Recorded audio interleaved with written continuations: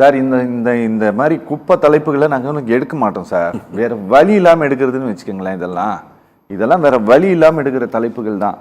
Sir சொல்றது போல இங்க ஏதோ ஒரு கருத்துருவாக்கம் சார். நான் அவருடைய பாயிண்ட்லேயே வரேன்னு அவரு ஆவடிக்குமார் சொன்னார் இல்லையா, அந்த பாயிண்ட்டுக்கே கூட வந்துடுறேன்னு.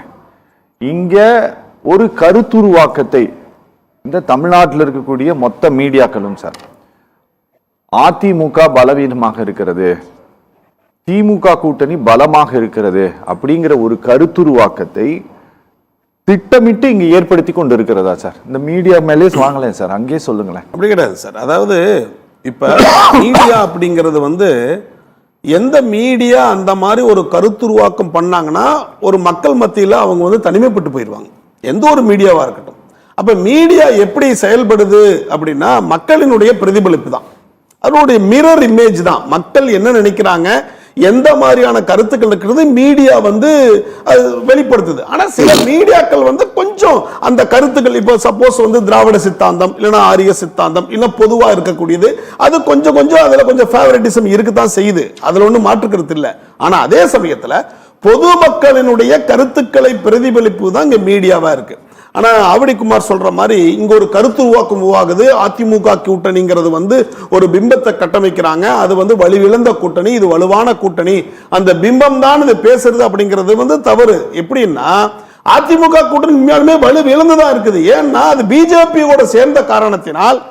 பிஜேபி என்பது மதவாத சாதியவாத அரசியலை தமிழகம் என்றுமே ஒத்துக்கொள்ளாது, திராவிட சித்தாந்தத்திற்கு ஒத்துக்கலாம். இப்ப கூட பாருங்க, மகாராஷ்டிராவில் கிட்டத்தட்ட முஸ்லிம்களுக்கு கொடுக்கப்பட்ட 5% இடஒதுக்கீடை கண்டிப்பாக இந்த பட்னாவிஸ் அப்படிங்கிறவர் அந்த அமைச்சர் பிஜேபி ஒதுக்கிருச்சு. முதலமைச்சர் அவர் என்ன பண்ணிட்டாரு, அவர் அதை கேன்சல் பண்ணிட்டாங்க அந்த ஒதுக்கீடு. அப்போ அவர்கள் மத்தியிலே ஒரு சிறுபான்மை மக்கள் மத்தியிலே ஒரு அச்ச உணர்வு வருது. அப்போ அதே அச்ச உணர்வு தான் தமிழகத்திலே இருக்குது. சிறுபான்மை மக்களுக்கு இவர்கள் எல்லாம் வந்தாருன்னா கண்டிப்பாக அரசியல் சட்டத்தை மாத்துவாங்க, இடஒதுக்கீடை காலி பண்ணிடுவாங்க, எக்கனாமிக் கிரைட்டீரியா 8 லட்சம் 10 லட்சம் இருந்தாவே ஏழைன்னு சொல்லிட்டு அவனுக்கு கொடுப்பாங்க, இருக்கக்கூடிய ரிசர்வேஷன் எல்லாம் காலி பண்ணிடுவாங்க, இடி கோர்ட்டு மற்றதெல்லாம் அவங்களுடைய தன்மையப்படுத்துவாங்க. RSS உடைய சித்தாந்தம் எல்லா இடத்துலையும் ஊடுருவும் அப்படிங்கிற ஒரு கட்சியோட ஒரு கூட்டணி வைக்கும் பொழுது தமிழகத்திலே திராவிட சித்தாந்தம் அவங்க புறக்கணிப்பாங்க, இதுல மாற்று கருத்து இல்லை.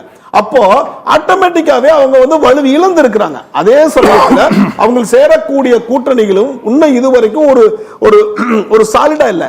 அதற்கு ஒரே ஒரு உதாரணம், இந்த அதிமுக தலைமையில எடப்பாடி தலைமையில அந்த கூட்டணி அமையாம, கூட்டணி பேச்சுக்கள்லாம் எடப்பாடி அவர்கள் நிர்ணயிக்காம, அவர் முடிவு பண்ணாம, டெல்லியிலிருந்து வந்திருக்க அமித்ஷாவும் அவர்களும் தான் பியூஷ் கோயல் தான் உட்கார்ந்து பேசுறாங்க. நீங்க சொன்னிருக்கிற மாதிரி புரட்சி பாரத கட்சியும் ஜான் பாண்டியனும் மத்திய இருக்கக்கூடிய சிறு சிறு கட்சிகள் எல்லாம் முதல்ல யார்கிட்ட போய் பேசினா பியூஷ் கோயல போய் பேசிட்டு என் கூட்டணிக்கு வரேன்னு சொல்றாங்க. அவங்க யார்கிட்ட போகணும், உண்மையாலுமே அதிமுக தலைவனுடைய எடப்பாடி கிட்ட போய் ஐயா நாங்க வர்றோங்க, எப்படி பேசலாம் என்னன்னு சொல்லணும்.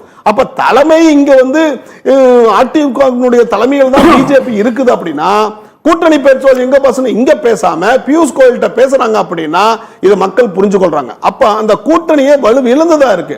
இது மீடியாவுடைய ப்ரொஜெக்ஷன் கிடையாது, இது மக்களினுடைய பிரதிபலிப்பு. மீடியாக்கள் அது மக்களுடைய பிரதிபலிப்பா இருக்குதே ஒழிய அவங்க தனிப்பட்ட சுய வெறுப்பு